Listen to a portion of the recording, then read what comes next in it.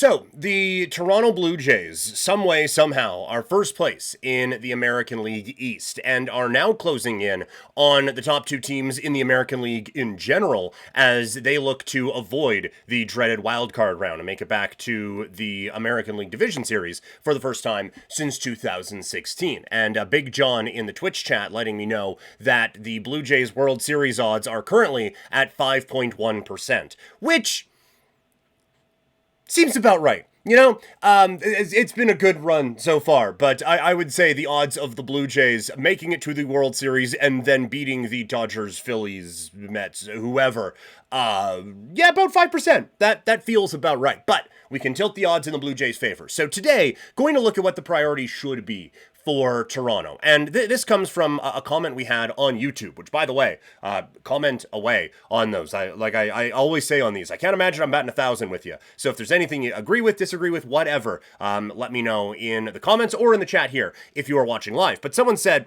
I kind of listed off what I thought the Blue Jays needed, and they said, well, I mean, okay, but the first need is an arm. It's like, yes, I hadn't pieced out what the actual priorities were. So actually sat down, went over the roster, and decided what I think this team actually needs in terms of making that push now at the deadline and what the actual priorities should be. And so number one is a leverage bullpen arm.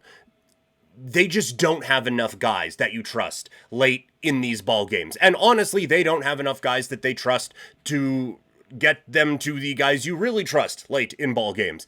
This is a bullpen that has been overused all season long. They have Hoffman, who is nearly elite when he is at his best, but that was a lot of 4, 5, 6 outs early in the season to get to this point where there was a big breakdown to the point where he's not even in the All-Star game and not even in consideration for the All-Star game. You have Garcia, who was significantly overused, goes on the injured list, comes back, gets rocked, goes back on the injured list again. So they really grinded through their bullpen in the early part of this season to get to the point where they are at now. And they are going to need those guys as the season rolls along. And another leverage one that you would be hoping for is Chad Green, and he doesn't look like a leverage guy right now. He almost blew that against the White Sox last night. So this is the absolute red alarms going off in the distance that this team needs these guys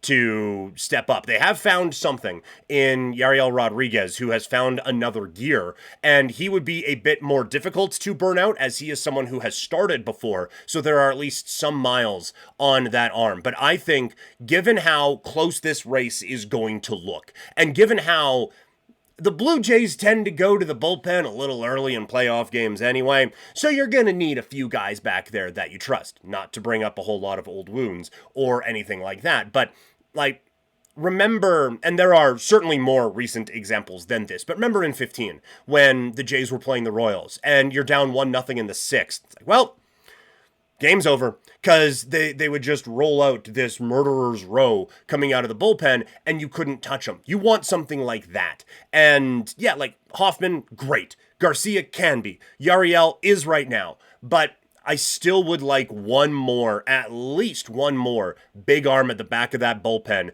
that you can kind of go 7, 8, 9 and feel very, very comfortable with. And then you have a couple of these guys who are fringy leverage dudes anyway. Now you have them for middle relief and you just feel very good about it. So the middle relief guys that you feel confident in, you can get those for a guy in A-ball with 3 minutes to go before the deadline. Although I would say, again, we're coming up on it now. It's less than 3 weeks away. But or I guess a little more than 3 weeks away, sorry. But I think now is the time to act. I love it when teams recognize they have a need and just address it. Don't worry about, the deadline, we'll see where everyone's at. No, we need this thing. Go out and get that thing. Do it. Why not? What's it hurt right now? So I feel like that is something that this team needs to address. A good kind of bridge the gap type of a middle reliever, and then a strong setup closer type. The Blue Jays, I think, really, really need that. I would say the number 2 trade priority for this team is a high-level starting pitcher. In a dream scenario, it would be a number 1. And I do like, if the Blue Jays went into a playoff series today with Gausman, Berrios, and Bassitt as your 1, 2, 3, and then a Scherzer either in long relief or as a 4th starter, because we don't usually go 1-4-7 in these playoff situations anymore with your aces, I feel pretty good about that. But Gausman, Bassitt, and Berrios have all had bouts of inconsistency, we will say, this season. And so it would be very, very nice to solidify the top part of your rotation to go out and just get one of those ace types. And it will probably cost a little bit more, but I think there are a few of them out there this season that you could really feel confident with going into the playoffs.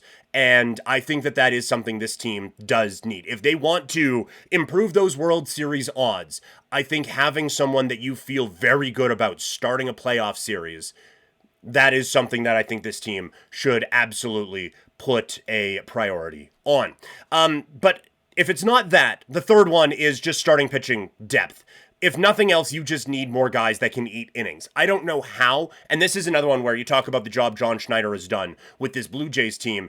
The fact that they have managed their way with basically 4 major league starters all season long, and one of those starters being Bowden Francis, who really pushing up on the limits of what major league starter is.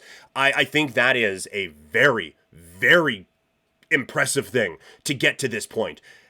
Now that you actually have 5 guys in the rotation, maybe it doesn't seem like as much, and we're getting, bumping into microphones here, but it sounds like Manoah is going to be coming back a month-ish from now, but I don't know how much of that you would trust. And I think it's an interesting debate of whether you want to bring him back in a bullpen role or as a starting pitcher or in kind of like an opener type of a thing. Either way, conversation for another day.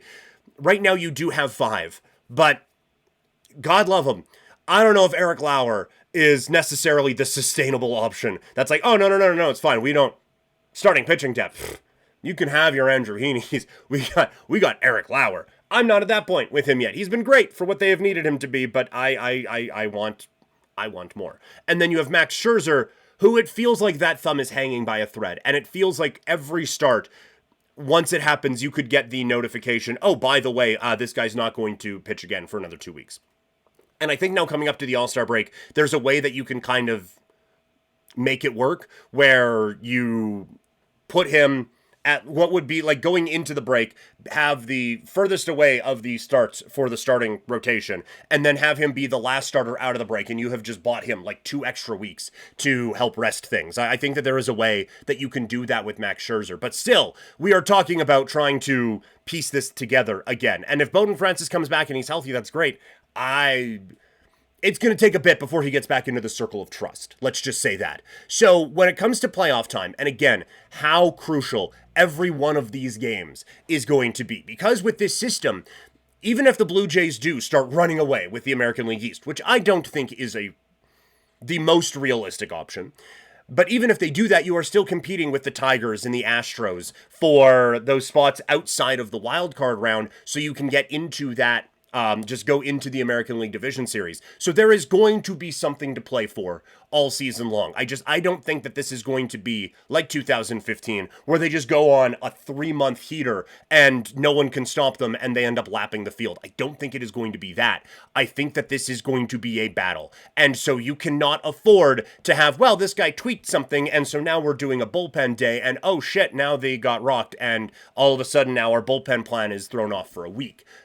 You can't have that at this point in the year. You need starting pitching depth. It has been a need for this organization for a really, really long time. And now is an opportunity to address it while you have a couple of guys who you feel like you have built up some depth with. But it's fine. If Eric Lauer has to either go back to the bullpen or go back to Buffalo, it's cool to have not every major league caliber starting pitcher on your roster. It's nice to have a little bit of that depth, and I think the Blue Jays need to build that up. And the last one, while the offense has been going good, I do think that there is still a need for a big right-handed power bat. It is tough to say that you need to improve this lineup. And when they showed that graphic the other day, yesterday, when like the Jays on this 36-game run that they are on, and like half of the roster is 35 points above average on weighted runs created plus.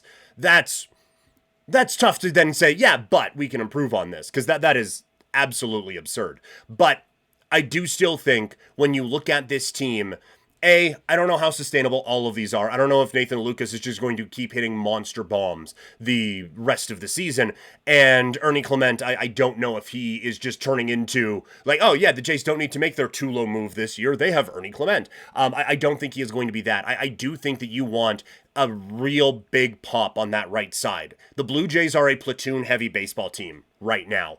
And the right side of that platoon, it does feel a little bit weaker on almost every spot that you run through. So they could get a real power option on that right side and just make this team even more difficult to pitch against. Looking at it today, when everyone is healthy, it feels like there is a spot either in corner outfield or third base. And Barger just takes the other one. So yes, Clement is the odd man out in this. And maybe that is not fair, but again, as Dan Shulman has said, these things have a way of working themselves out. Who knows what is going on with Jimenez or anything like that. So what type of a move do you see these guys making? I think that is the one where you can really, like, again, all due respect to Ernie Clement, but get a third baseman, get a corner outfielder, get one of the two, have Barger play the other one, and make this team all that more difficult to play against. And you can still have Clement come in different pinch hitting roles for platoon situations, defensive replacements, all these different things. It is nice to have a little bit of flexibility in this lineup, and I think that move would give the Jays just a little bit more of it. So those are the categories that are the priorities for the Blue Jays here as we approach the trade deadline. Coming up later in the week, we are going to look at the specific players that the Blue Jays should be making a priority. We did already a trade targets video a bit ago. You can check that one out now. Again, everything is in playlists over on the YouTube channel, but now we're going to specifically just lock it in for which players I think the Blue Jays should very much be targeting. If you missed any of the show today, if you are just tuning in now on the live stream, or if you have to leave at some point, you can catch everything from Couch Potato Diary in podcast form. You can listen to it on Spotify, Apple Podcasts, or wherever you get your podcasts.